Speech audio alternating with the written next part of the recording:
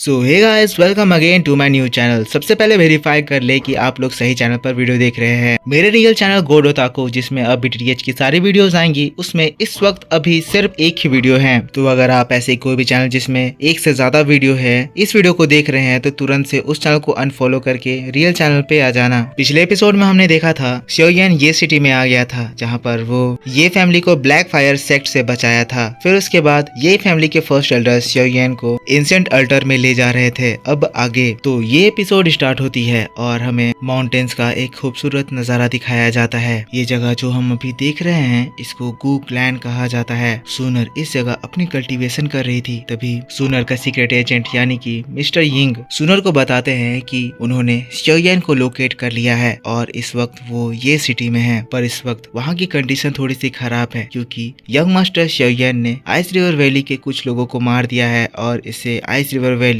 उनसे बहुत ज्यादा ऑफेंड हो गए हैं और इस वक्त आइस रिवर वैली श्योयन से उनके एल्डर्स की मौत का बदला लेने के लिए जा रहे हैं। मिस सूनर, मैं आपको ये भी बताना चाहता हूँ कि पिल टावर में जो सेरेमनी होने वाली है इस वजह से इस वक्त पिल रीजन बहुत ही ज्यादा एक्टिव हो गया है और इस वजह से हमारा गूकलैंड भी पिल रीजन में काफी सारे एक्टिविटीज कर रहा है। पर जैसा कि आपको पता ही है हमारा गूकलैंड श्योयन के लिए एक ऐसा ग्रज रखता है। मुझे डर है कहीं मिस्टर श्योयन प्रॉब्लम में ना पड़ जाए। सूनर ये बात सुनते ही तुरंत ही दो नाम पुकारती है, मिस्टर लिन, मिस्टर युवान। सूनर के नाम पुकारते ही दो बहुत ही स्ट्रॉन्ग एल्डर्स वहाँ अपियर हो जाते हैं। सूनर उन्हें कमांड देती है मुझे इसी वक्त ये सिटी जाना है, मेरी वहाँ जाने की प्रिपरेशन करें। जिसके बाद दोनों ही एल्डर वहाँ सूनर के लिए एक पोर्टल बनाने लगते हैं। अब जैसा कि ये लोग पोर्टल बना रहे हैं तो आप लोग समझ ही गए होंगे कि ये कौन से लेवल पे हैं। एक पोर्टल को क्रिएट कर पाना 1000 लेवल से कम के एल्डर्स के लिए पॉसिबल ही नहीं है। अब थोड़ी देर में पोर्टल क्रिएट होता है और सूनर कहती है मेरे श्योयन, मैं तुम्हारे पास आ रही हूँ, कोई भी अगर तुम्हें टच भी करने की कोशिश करेगा तो मैं उनको मार डालूंगी। फिर सीन शिफ्ट हो जाता है और हम लोगों को श्योयन के साइड में दिखाया जाता है। इस वक्त ये सिटी के जो एल्डर है वो श्योयन को एंशिएंट अल्टर की ओर ले जा रहे हैं। ये जगह बड़े बड़े पहाड़ों से घिरा हुआ है। जगह देखने में बहुत ही ज्यादा एंशिएंट लग रहा था। साथ साथ फर्स्ट एल्डर श्योयन को बता रहे हैं ये जो हमारा एंशिएंट अल्टर है ये हमारी ये फैमिली में बहुत समय पहले से इस्तेमाल करा जा रहा है। ये जगह बहुत ही ज्यादा स्ट्रेंज है। इस जगह की क्वालिटीज ऐसी है कि बड़े बड़े लोग इस जगह पे अपना कब्जा बनाना चाहते हैं। इस एंशिएंट अल्टर में दिन के समय जो भी रोशनी आती है उसको हमारे यहाँ के टावर अपने अंदर कलेक्ट करके होल्ड कर सकते हैं। एंशिएंट अल्टर में एक होल है जो कि उसको एक अंडरग्राउंड जगह से जोड़ता है जहाँ से इस एंशिएंट अल्टर में टाइम टू टाइम बहुत सारे फायर सीड्स आते हैं और जैसे ही ये फायर सीड एंशिएंट अल्टर में मौजूद सनलाइट से टकराते हैं वैसे ही ये एक स्ट्रॉन्ग सन फ्लेम में कन्वर्ट हो जाते हैं। पर मिस्टर श्योयन, मुझे ये बताते हुए बहुत ही ज्यादा दुख हो रहा है कि इस वक्त हमारा ये एंशिएंट अल्टर का खासियत फेड हो गया है। पहले के दिनों में जो फायर सीड रेगुलर बेसिस में एंशिएंट अल्टर में अपियर होते रहती थी अब उसका अपीयरेंस बहुत ज्यादा रेयर हो गया है। जिसके बाद वो लोग रुकते हैं और फिर एल्डर कहता है श्योयन, अब हम लोग हमारे एंशिएंट अल्टर में पहुंच चुके हैं। आपके सामने हमारी ये फैमिली की सबसे बड़ी धरोहर द सीक्रेट एंशिएंट अल्टर है और उसी के साथ हम लोगों को उस खूबसूरत एंशिएंट अल्टर का नजारा दिखाया जाता है। एंशिएंट अल्टर सनलाइट की रोशनी से चमक रहा था। टावर्स सनलाइट को अपने अंदर होल्ड कर रहे थे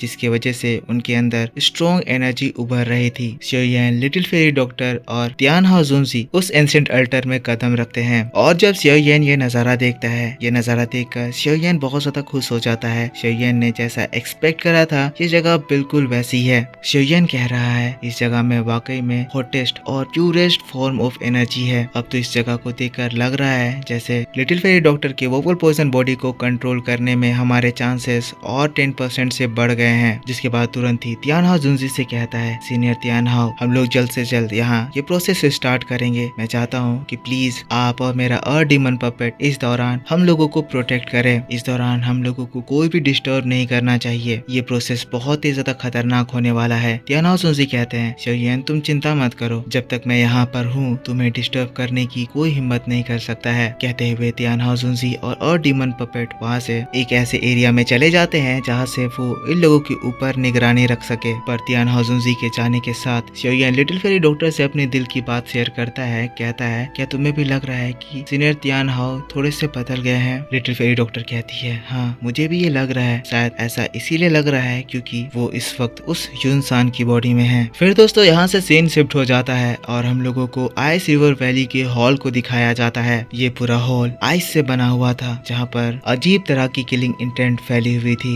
सामने हम लोगों को उसी तियानसी को दिखाया जाता है जो कि अपने घुटनों में बैठा घबराया हुआ था। तभी हम लोगों को इस आइस रिवर वैली के दूसरे एल्डर को दिखाया जाता है। इस एल्डर का नाम तियान हुआंग था, जो कि उससे कहता है, तियानसी, हमने तो तुम्हें उस वोफुल पोइजन लेडी को पकड़ कर लाने के लिए भेजा था, पर ना तो मुझे वो वोफुल पोइजन लेडी यहाँ दिखाई दे रही है, ना ही हमारे जितने भी सोल्जर्स तुम्हारे साथ गए थे वो दिखाई दे रहे हैं। तियानसी ये बात सुनकर घबराते हुए कहता है, elder Tian Huang, valley chief Bing Junji, मुझे माफ कर दीजिए, मैं अपने मिशन में फेल हो गया। हमने उनकी पावर को गलत एस्टिमेट कर लिया था। जब मैं वहाँ पर गया तब वहाँ पर हमारी फाइट एक दाओजुन वॉरियर से हो गई। तियान हुआंग कहता है, दाओजुन? वो दाओजुन कितने स्टार का था? तियानसी घबराते हुए कहता है, एल्डर वो दाओजुन शायद 1 स्टार का होगा। तभी मैं उसके चंगुल से यहाँ पर बचकर भागने में सक्सेसफुल हो पाया। पर इसकी ये बात को सुनते ही इतनी देर से जो ये बिंग जुनजी शांत बैठा हुआ था, अपनी उंगली को झटकता है और आइस का एक स्ट्रॉन्ग नीडल जाकर तियानसी को स्ट्राइक करता है। तियानसी इस अटैक से काफी इंजर्ड हो जाता है। तुरंत ही सभी लोग बिंग जुनजी की ओर हाथ जोड़कर खड़े हो जाते हैं। बिंग जुनजी कहता है, क्या तुम्हें पता है कि इस वक्त वो कहाँ है? तियानसी घबराता है लेकिन रेंगते हुए आगे बढ़ता है। कहता है, मास्टर मुझे माफ कर दीजिए, पर आपका ये सबऑर्डिनेट नहीं जानता है कि वो इस वक्त कहाँ है। इसकी ये बात को सुनते ही बिंग जुनजी गुस्सा होता है और उसकी उंगली को एक और फ्लिक करते ही वहाँ पर एक स्ट्रॉन्ग किलिंग एनर्जी भर जाती है, जो कि अगले ही पल उस तियानसी को पूरी तरह से घेर लेती है। वो तियानसी की जान लेने वाली थी। तियानसी तुरंत ही बर्फ में जमने लगता है। ये इस बिंग जुनजी का आइस सुन फोर्स था। तियानसी तड़पते हुए कहता है, वेली मास्टर प्लीज प्लीज मुझे माफ कर दीजिए, मेरी जान बख्श दीजिए, मैं अगली बार जरूर सक्सेसफुल हो जाऊंगा। लेकिन तभी बिंग जुनजी इस हॉल के ऊपर की ओर देखते हैं और फिर कहते हैं, बाहर आ जाओ। इसके ऐसा कहते ही पूरे उस हॉल में डार्क किलिंग पर्पल एनर्जी भर जाती है। तुरंत ही वो एनर्जी तियानसी के पीछे इकट्ठा होती है और एक पर्सन में कन्वर्ट हो जाती है। ये हॉल ऑफ सोल का एक प्रोटेक्टर था, जो कि